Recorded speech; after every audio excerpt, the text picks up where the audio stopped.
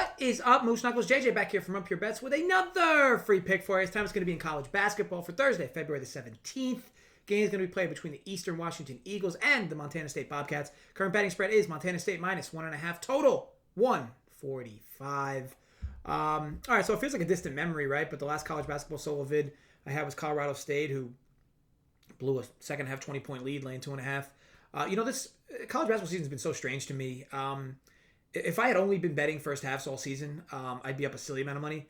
But I've always been a full game bettor, and these endings have just been so wild over a 3 to 4 week stretch. I mean, I get it, right? Cue the tiny violin, but I don't really know if it's like a complacency thing, a clock adjustment thing. But regardless, we've seen so many leads squandered, like big leads. And I haven't been on the positive end of many of these at all. Some might call this a sad scene. Year in, year out, I can always rely on college basketball to be arguably my best ROI profitable sport. Betting wise, up until the big dance, March Madness has tight lines, and I don't typically have these like amazing ROI numbers during March Madness. Look, overall, no excuses on my end. You just kind of got to dissect and reflect more on your process, right? I mean, we all go through coolers and rough patches, and I always say, judge me on how I handle these stretches, not the winning ones. I mean, anyone can handle winning, right?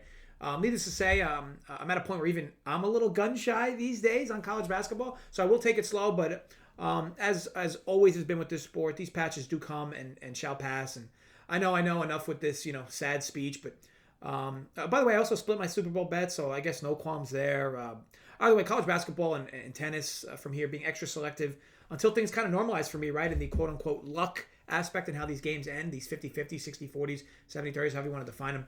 But look, let's get right into this play. Now, we enter the Big Sky Conference with this play, and I really like this play over 145. Now, these two met a few weeks back, a 69-65 game that landed under the total of that game at 148.5. Let's briefly talk on that last game, though, because the pace was absolutely insane. Now, both teams shoot less than 39% from the field. Montana State shooting 32%.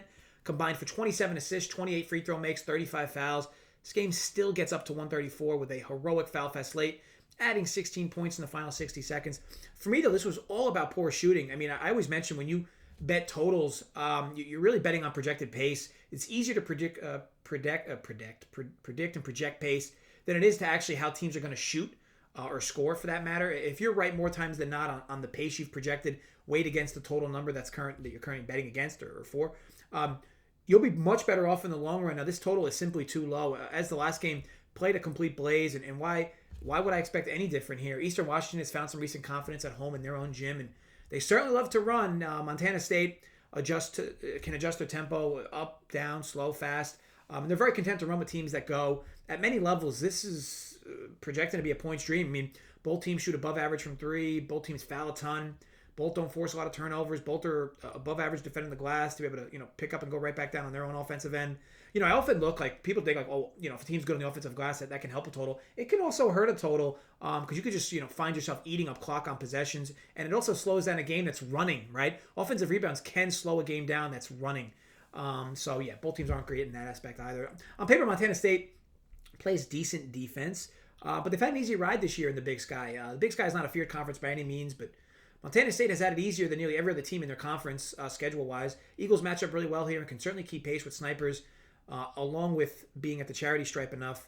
Taking this from all angles, it's hard not to love the over at this current number of 145, and I have this about 4 points off. I have this actually with the total open up a few weeks back at 149, so 145 is an easy play for me over, and look, may the odds be ever in our favor. Want to thank you all for watching. If you enjoyed, thumbs up. Create some fake accounts, more thumbs up. If you did not enjoy, I hope you slip and fall in a sewer. As always, drop comments below your thoughts on this play. Also, let me know how your college basketball season's been going. Has it been one of those tiny violin type of years?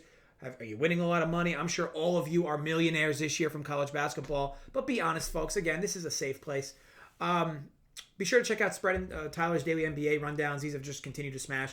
With Kager's live shows as well. Just always at the forefront. He's always above the norm and the reg, finding plus EV spots, betting live. So be sure to check his stuff out as well. I'll be back tomorrow night with another free college play for Friday, so stay tuned for that. Until then, be sure to gamble responsibly, stay safe, and run pure, folks.